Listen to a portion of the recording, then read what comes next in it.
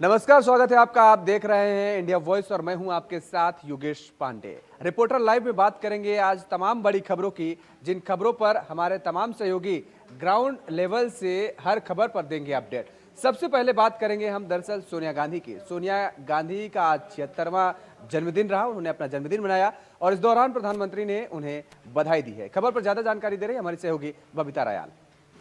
कांग्रेस नेता सोनिया गांधी का जन्म दिवस है, तो आज वो अपना 76वां जन्म दिवस मना रही है। वहीं उनके जन्म दिवस को लेकर कार्यकर्ताओं में भी काफी ज्यादा उत्साह है। कांग्रेस कार्यालय में आज एक अलग ही उत्साह देखने को मिल रहा है, एक अलग ही धूम देखने को मिल रही है। तो वहीं आपको बता दें, इसी बीच पीएम नरेंद्र मोदी ने भी उन्हें ट्वीट कर बधाई दी है उनके जन्म दिवस पर।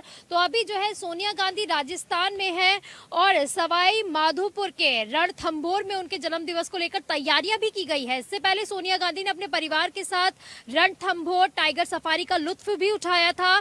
तो पीएम नरेंद्र मोदी ने उनके लंबे जीवन और अच्छे स्वास्थ्य की कामना की है। इसी बीच उन्होंने ट्वीट भी किया था। तो कांग्रेस के कई नेताओं ने भी सोनिया गांधी के जन्म दिवस पर उन्हें बधाई दी है। तो वहीं आपको बता दें कि 37 साल बाद ऐसा मौका आया है जब सोनिया गांधी ने राजस्थान के रणथंभौर में अपना जन्म दिवस मनाया है। इससे पहले 1985 में तत्कालीन प्रधानमंत्री राजीव गांधी के साथ वो जन्म दिवस मनाने के लिए राजस्थान आई थी। और पहली बार ऐसा भी हो रहा है जब शेरपुर गांव में उनके हेलीपैड पर दो अन्य सदस्य, गांधी परिवार के अन्य सदस्य प्रियंका गांधी और राहुल गांधी भी उतरेंगे और जो है उनका जन्म दिवस मनाएंगे। कैमरा पर्सन निशांत गुप्ता के साथ मैं बबीता, इंडिया वॉइस। केंद्र सरकार ने G20 समिट को लेकर के कई राजनीतिक दलों के प्रतिनिधियों के साथ आज दूसरी बैठक की है और इस बैठक में बिहार के मुख्यमंत्री नीतीश कुमार और पश्चिम बंगाल के मुख्यमंत्री ममता बनर्जी भी शामिल हुई हैं। खबर पर ज्यादा जानकारी दे रहे हैं हमारे सहयोगी दिनकर आनंद। ये मोदी और पश्चिम बंगाल की मुख्यमंत्री ममता बनर्जी की आज मुलाकात हुई। यह मुलाकात सीधे तौर पर नहीं बल्कि वर्चुअल माध्यम से हुई। मुलाकात का अवसर यह रहा कि पीएम मोदी ने शाम के 5 बजे G20 की तैयारियों को लेकर बैठक बुलाई, उसमें ममता बनर्जी भी शामिल हुई। दरअसल आपको बता दें कि पीएम मोदी ने सभी राजनीतिक दलों के मुखियाओं को इन्वाइट किया था G20 की मीटिंग को लेकर, उसी में ममता बनर्जी भी शामिल हुई। वहीं इस बार बिहार के सीएम मुख्यमंत्री नीतीश कुमार भी इस मीटिंग में शामिल हुए। वहीं बता दें कि पिछली बार जब ये मीटिंग हुई थी तो इसमें मुख्यमंत्री नीतीश कुमार शामिल नहीं हुए थे। कैमरामैन निकी के साथ मैं Dinkar Anand, India voice. Global investor summit को लेकर के उत्तर प्रदेश सरकार लगातार तैयारियों में जुटी है और इस तैयारियों को लेकर के अपने प्रतिनिधिमंडल को उत्तर प्रदेश सरकार अन्य देशों में भी भेज रही है। और इस खबर पर किस तरीके से तैयारी की जा रही है, दरअसल इस पूरे ग्राउंड लेवल पर किस तरीके से इन्वेस्टर समिट की तैयारी को लेकर के योगी सरकार सक्रिय नजर आ रही, खबर पर ज्यादा जानकारी दे रहे हैं हमारे सहयोगी विशाल। यूपी इन्वेस्टर समिट 2023 को लेकर के योगी सरकार तैयारियों में जुटी हुई है। आपको बता दें कि इस वक्त यूपी के कई मंत्री विदेश दौरे पर हैं, जहां वो रोड शो कर रहे हैं। यूपी इन्वेस्टर्स का मुख्य लक्ष्य जो है यूपी में भारी संख्या में लोगों को रोजगार देना है और निवेश करना है। लगभग इस समिट के द्वारा यूपी में 10 लाख करोड़ का निवेश रखा गया है। उसके लक्ष्य को पूरा करना योगी आदित्यनाथ सरकार की प्राथमिकता है। ये समिट फरवरी में आयोजित की गई है। इस समिट में विदेशों से उद्योगपति आएंगे और यूपी में निवेश करेंगे, जिससे भारी संख्या में नौजवानों को रोजगार मिलेगा और यूपी एक इंडस्ट्रियल हब बनेगा।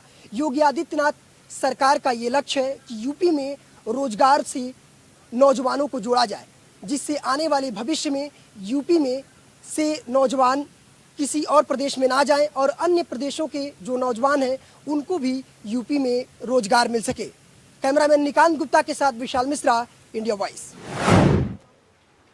श्रद्धा मर्डर केस में लगातार आफताब की मुश्किलें बढ़ती जा रही हैं और किस तरीके से वो लगातार पुलिस को भ्रमित करने की कोशिश कर रहा है और यही वजह है शायद कि पुलिस ने अभी और भी 14 दिनों की न्यायिक हिरासत मांगी थी, जिसको लेकर के अब इजाजत मिल गई है और उसकी 14 दिनों की न्यायिक हिरासत बढ़ा दी गई है। खबर पर ज्यादा जानकारी दे रहे हैं हमारी सहयोगी पूजा। श्रद्धा मर्डर केस में आरोपी आफताब की मुश्किलें बढ़ती नजर आ रही हैं। आज आफताब को दिल्ली के साकेत कोर्ट में उसकी पेशी होनी थी, जहां पर उसे पेश किया गया। इस दौरान दिल्ली महरौली थाना के जो जांच अधिकारी हैं वो भी वर्चुअली प्रेस कॉन्फ्रेंसिंग के जरिए इस कोर्ट रूम में मौजूद रहे, जहां पर उन्होंने कोर्ट को बताया कि आरोपी आफताब से अभी भी पूछताछ हो रही है, कुछ पूछताछ होनी बाकी है और मामले की जाँच जो है वो अभी भी चल रही है, जिसके लिए उन्होंने कोर्ट से न्याय की हिरासत आफ्ताफ की वो बढ़ाने की मांग की। वहीं कोर्ट ने भी जो आरोपी आफ्ताफ है उसकी जो न्यायिक हिरासत है वो 14 दिनों के लिए बढ़ा दी है। और वहीं आपको बता दें, इससे पहले भी जो आरोपी है वो तिहाड़ जेल के बाद 13 दिन के लिए दिल्ली पुलिस की न्यायिक हिरासत में रह चुका है और इस दौरान उसका पॉलीग्राफ और नार्को टेस्ट करवाया गया था।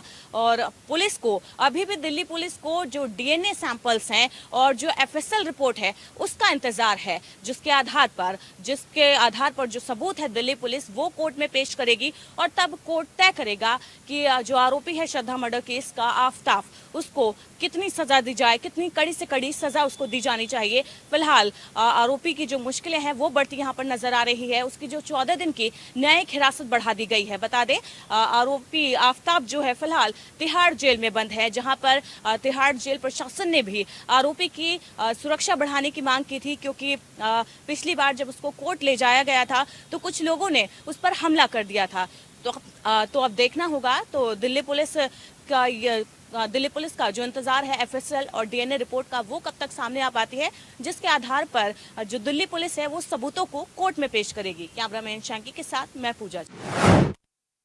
उधर अलीगढ़ में उस वक्त हड़कंप मच गया जब दूल्हा बारात चढ़ने से पहले ही दरअसल दूल्हे की बग्घी नाले में गिर गई है। खबर पर ज्यादा जानकारी दे रहे हैं हमारे सहयोगी प्रदीप पुंडेर। बारात चढ़ने के दौरान एक दूल्हा बग्घी और घोड़े सहित एक नाले में गिर गया। पूरा मामला थाना कुआरसी क्षेत्र के शुभम समागम गेस्ट हाउस का है, जहां पर कल एक बारात आई थी। बारात जब चढ़ रही थी तो जैसे ही वो गेस्ट हाउस के गेट पर पहुंची, वहां नगर निगम की एक रेलिंग लगी हुई है गेस्ट हाउस के बाहर, जो अचानक से टूट गई और दूल्हा घोड़े व बग्घी सवार समेत नाले में गिर पड़ा। इससे बारात में अफरा तफरी का माहौल बन गया। आपको बता दें कि शादियों का सीजन चल रहा है और इस तरह की हादसे में किसी की जान जा सकती थी। हालांकि बाराती मौके पर पहुंचे और किसी भी तरीके से उन्होंने बग्घी को और दूल्हे को तो बाहर निकाल लिया, लेकिन घोड़े की जान इस हादसे में चली गई। मैं प्रदीप पुंडीर, इंडिया वॉइस के लिए अलीगढ़।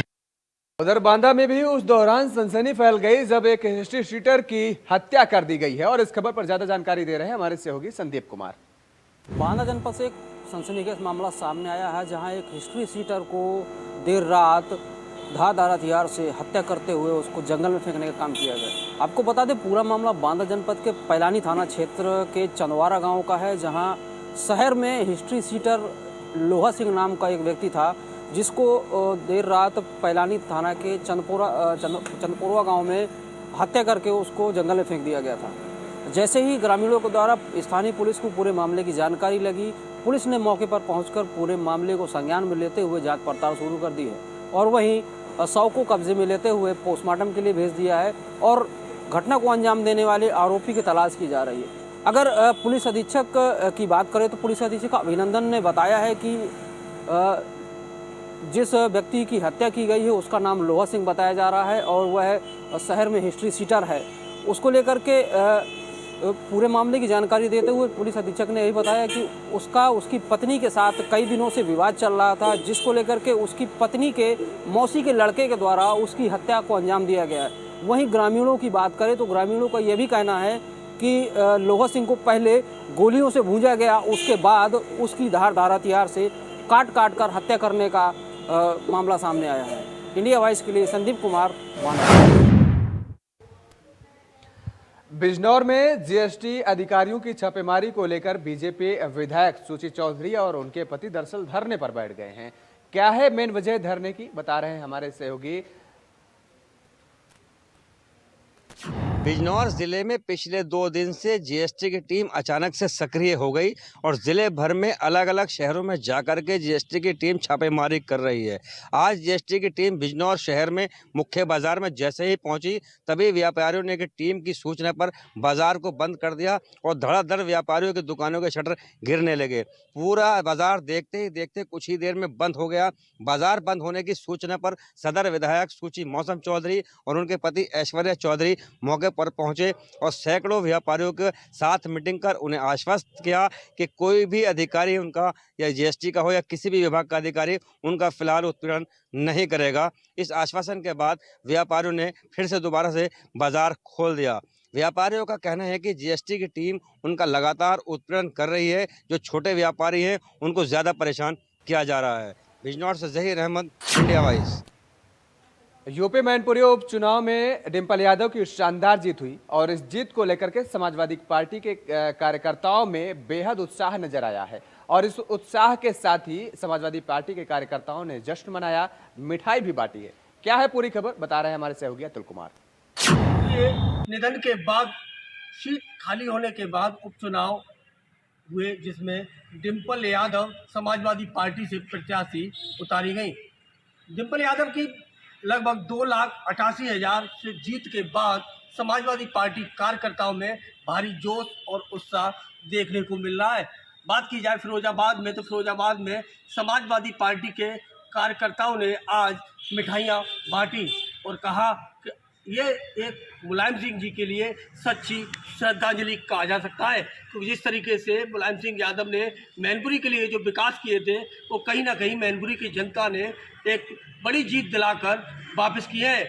आज समाजवादी पार्टी के कार्यकर्ताओं ने समाजवादी पार्टी जिंदाबाद के नारे लगाए और मिठाई वितरण की।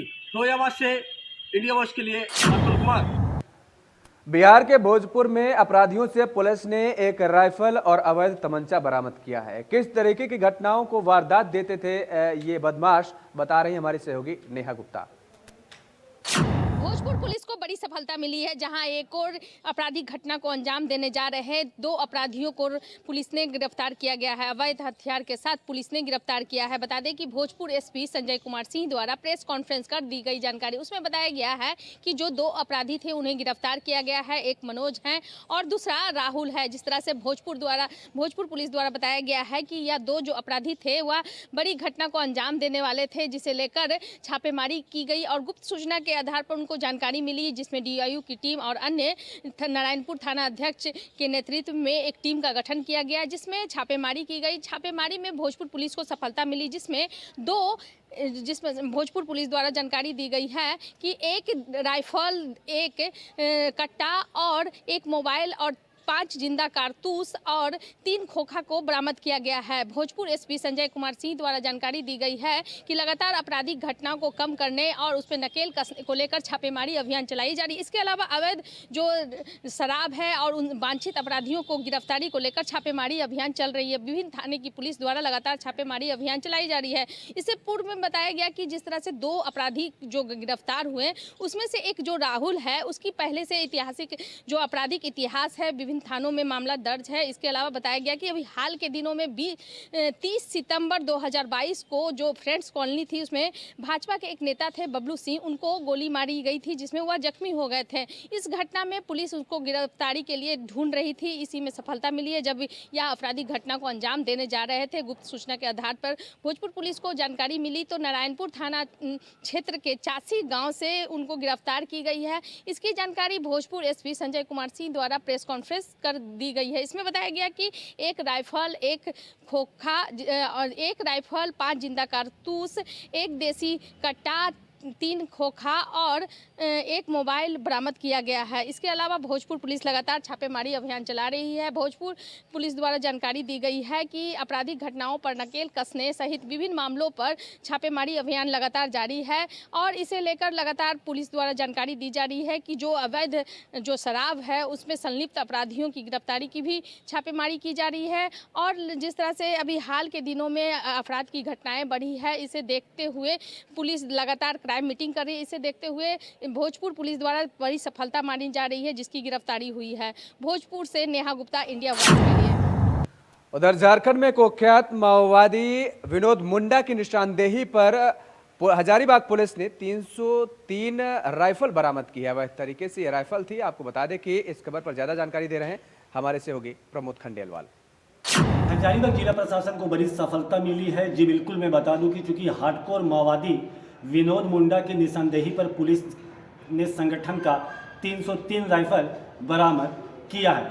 चूंकि आज प्रेस वार्ता कर डीएसपी आरिफ इकराम ने ये जानकारी दी है कि थाना कांड संख्या 140/22 29 सितंबर को आर्म्स एक्ट एवं सीएल एक्ट के रिमांड पर लिए गए प्राथमिक आरोपी बूचाडी थाना केरेडारी निवासी विनोद मुंडा उर्फ चंदन जी के स्वीकार शक्ति बयान के आधार पर एसपी मनोज रतन चौथे ने छापेमारी दल का गठन किया। वहीं आज ये सफलता मिली है और पुलिस ने संगठन का 303 राइफल बरामद कर लिया। अपने सहयोगी कैमरामैन के साथ प्रमोद खंडेलवाल, इंडिया वॉइस, हजारीबाग। उधर रायबरेली पुलिस एक गरीब परिवार के लिए कैसे बन गई मसीहा, खबर पर ज्यादा जानकारी दे रहे हैं हमारे सहयोगी राजू तिवारी। खाकी की करतूत और खाकी के कारनामे अक्सर मीडिया की सुर्खियां बनी रहती हैं, लेकिन वहीं अगर बात करें रायबरेली पुलिस की तो एक ऐसा कारनामा सामने आया है जो लोगों को दिल को छूने वाला है। हम बात कर रहे हैं डलमोग कोतवाली क्षेत्र के एक गांव की, जहां मोहद्दी नगर गांव निवासी कंधई लाल के घर में बिजली के खंभों के लगे तार की वजह से घर में रखी हुई सारी गृहस्थी जलकर खाक हो गई और बिटिया की शादी के अरमान भी उसी बिजली के तार के चिंगारियों ने राख कर दी। लेकिन अगर बात कर रहे हैं डलमोग कोतवाली प्रभारी की, तो वहां पर वो तैनात थे, जिन्होंने मामले की पूरी जानकारी मिलते ही घटनास्थल पर पहुंचकर पीड़ित परिवार को तुरंत राहत देते हुए और पूरा कारनामा जो इनका सामने आया वो वाकई लोगों को दिल को छूने वाला है। वहीं आपको बता दें कि कोतवाली प्रभारी पंकज त्रिपाठी ने लोगों के बीच में पहुंचकर पीड़ित परिवार को पूरी तरह से बिटिया की शादी के लिए जिम्मा ले लिया और आज जो है 51,000 रुपये देकर पीड़ित परिवार की मदद की, जिससे अगर बात करें तो पीड़ित परिवार का दिल जो है गदगद हो गया और वो मीडिया से रूबरू होते रो कर उसके आंखों में आंसू आ गए और उसने जो है कोतवाली प्रभारी को धन्यवाद ज्ञापित करते हुए उसके आंखों में आंसू देखने को मिले। वो आंख में आंसू जो है किसी दुख के लिए नहीं है, बल्कि इस प्रेम के लिए है कि जो खाकी जिले में इस तरह की खाकी वाले हैं उनके प्रति प्रेम देखने को मिला। और वहीं अगर बात करें तो क्षेत्र में भी लोगों ने काफी सराहना की। Raju Tiwari, India wise, Raebareli. उधर रायबरेली में ही एसबीआई बैंक में एक बुजुर्ग के साथ कैसे 5 लाख की टप्पेबाजी हुई है, खबर पर ज्यादा जानकारी दे रहे हैं हमारे सहयोगी राजू तिवारी। जिले में अपराध पर अंकुश लगाने के लिए पुलिस अधीक्षक रायबरेली आलोक प्रियदर्शी के द्वारा आए दिन नए नए हथकंडे अपनाए जा रहे हैं। लेकिन अगर बात करें अपराध की तो जिले में कहीं से अपराध कम नहीं होता दिखाई दे रहा है। रायबरेली जिले की सीमाओं को पुलिस अधीक्षक ने तीसरी आंख से चाक चौबंद करके पूरी तरह से जिले को सुरक्षित करने का जिम्मा ले लिया। लेकिन अपराधियों के हौसले आज भी बुलंद देखे जा रहे हैं, क्योंकि अपराध लगातार होता ही जा रहा है और रायबरेली पुलिस पूरी तरह से विफल होती दिखाई पड़ रही है। कोतवाली पुलिस लगातार अपराध पर अंकुश लगाने में विफल साबित हो रही है। आज हम बात कर रहे हैं रायबरेली जिले के पौस इलाके का। सुपरमार्केट के एसबीआई बैंक में एक बुजुर्ग से 5 लाख रुपए की टप्पेबाजी हो जाती है। बैंक के अंदर हुई टप्पेबाजी के बाद पुलिस महकमे में हड़कंप देखने को मिलता है और सूचना मिलते ही पुलिस पहुंचकर तीसरी आंख से छानबीन करने में जुट जाती है। हालांकि पुलिस जो है पूरी तरह से सक्रिय दिखाई तब पड़ती है जब टप्पेबाजी हो जाती है या किसी तरह का अपराध हो जाता है। अगर वही पुलिस की बात की जाए तो पुलिस रोडों पर कम दिखाई पड़ रही है और पुलिस के द्वारा हथकंडे अपनाए जा रहे हैं अपराध को रोकथाम के लिए, लेकिन पुलिस जो है पूरी तरह से अपराधियों पर अंकुश लगाने में विफल दिखाई पड़ रही है।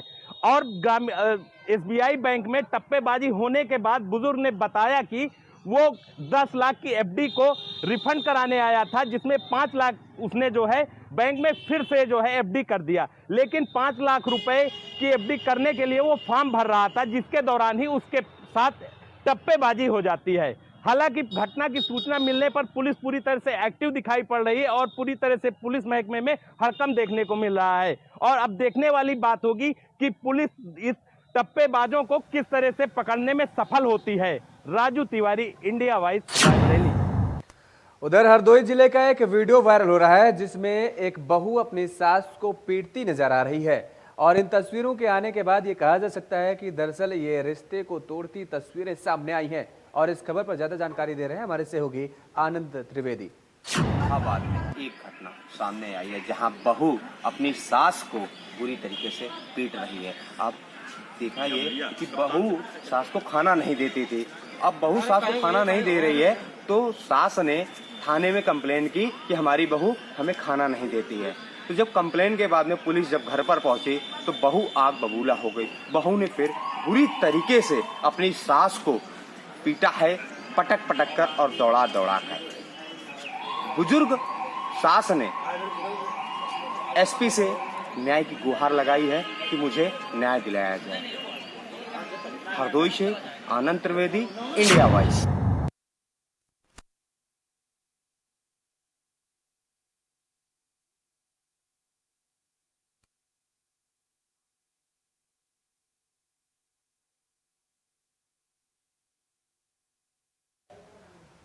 उधर सीतापुर में दरअसल एक युवक का नेशनल हाईवे 24 पर स्टंट करते हुए वीडियो वायरल हो रहा है। क्या है खबर, ज्यादा जानकारी दे रहे हैं हमारे सहयोगी मोहित मिश्रा। यातायात माह में जहां यातायात पुलिस द्वारा लोगों को कानून का पाठ पढ़ाया गया और यातायात के नियम सिखाए गए, वहीं उसके उलट सीतापुर में एक वीडियो वायरल हो रहा है जिसमें एक युवक टेम्पो की छत पर सवार होकर स्टंटबाजी कर रहा है। आपको बता दें, इस युवक ने अपनी जान की तो परवाह नहीं की, साथ में टेम्पो में सवार सवारियों की जान भी जोखिम में डाल दी। ताज़ा मामला सीतापुर के खैराबाद थाना क्षेत्र के NH-24 का है, जहां पर एक युवक टेम्पो की छत पर सवार होकर स्टंटबाजी कर रहा है। फिलहाल वायरल वीडियो पुलिस के पास पहुंचा है और पुलिस मामले की जांच कर रही है कि यह वीडियो कहां का है और किसके द्वारा वायरल किया गया है। आपको बता दें, ये पुलिस इस टेम्पो की भी तलाश कर रही है कि ये टेम्पो किस व्यक्ति का है और इसका चालक कौन है। मोहित मिश्रा, इंडिया वॉइस, सीतापुर। उधर भारत और बांग्लादेश के बीच 3 मैचों की वनडे सीरीज का आखिरी मुकाबला 10 दिसंबर को खेला जाएगा। खबर पर ज्यादा जानकारी दे रहे हैं हमारे सहयोगी दिनकर आनंद। भारत और बांग्लादेश के बीच खेले जा रहे वनडे मुकाबले का अंतिम मुकाबला 10 दिसंबर को खेला जाएगा। वहीं इस सीरीज में अब तक बांग्लादेश 2-0 से अजय बढ़त बना चुकी है। वहीं बता दें कि इस मुकाबले से पहले भारत को 3 करारा झटका लगा है। कप्तान रोहित शर्मा चोट की वजह से बाहर हो गए हैं, तो वहीं कुलदीप सेन और दीपक चहर को भी बाहर कर दिया गया है। कुलदीप सेन और दीपक चहर इंजरी के कारण बाहर हुए हैं, तो वहीं बता दें कि इन दोनों की जगह टॉप स्पिनर कुलदीप यादव को टीम में शामिल किया गया है। वहीं देखना होगा कल कि क्या कल भारत की तरफ से उमरान मलिक अच्छा कर पाएंगे, क्योंकि उमरान मलिक को इस बार मौका दिया गया था। उमरान मलिक तेज गेंदबाज, आगे अगले साल वर्ल्ड कप, इस लिहाज से उमरान मलिक पर सबकी निगाहें टिकी होंगी। कैमरामैन निकी के साथ मैं दिनकर आनंद, इंडिया वॉइस। उधर सिद्धार्थनगर में कथित डॉक्टर के तथा कथित अस्पताल को लेकर के क्या सच्चाई सामने आई है, इस खबर पर भी ज्यादा जानकारी दे रहे हैं हमारे सहयोगी। इस रिपोर्ट को देखिए। सिद्धार्थनगर जिले में फर्जी डॉक्टरों की भरमार पड़ी हुई है, झोला छाप डॉक्टरों की, जो कि वहां एक अस्पताल बनाकर उसमें सीजर भी करते हैं, जो कि ऑपरेशन के दौरान कई भी मौतें भी हो चुकी हैं, लेकिन विभाग इस पे ध्यान नहीं दे रहा है। आए दिन जांच करने की बात तो करते हैं, कार्रवाई की बात तो विभाग करता है, लेकिन किसी भी तरीके से कार्रवाई नहीं होती है। अवैध रूप से संचालित इन अस्पतालों पे शिकंजा कसना बड़ी टफ की बात है, लेकिन यहाँ पे कार्रवाई तक नहीं होती। लोग सीजर भी कर रहे हैं, सीजर की वजह से उनकी मौतें भी होती हैं लोगों की, लेकिन विभाग इस पे ध्यान नहीं दे रहा है। यही भी ताज़ा मामला सिद्धार्थनगर जिले में है, जो कि एक BMS डॉक्टर बने बैठा हुआ है और ऑपरेशन करता है अपने अस्पताल में, और इस तरह से ऑपरेशन करते हुए कई भी अस्पतालें यहाँ चल रही हैं अवैध रूप से, लेकिन विभाग इन सब अस्पतालों पे कार्रवाई नहीं कर पा रहा है। कार्रवाई करने की बात तो करती है, लेकिन अभी तक किसी भी अस्पताल पे कार्रवाई नहीं हुई। सिद्धार्थनगर से Rakesh Yadav, India voice. Reporter live में आज के लिए फिलहाल इतना ही। कल फिर होगी मुलाकात, तब तक के लिए नमस्कार।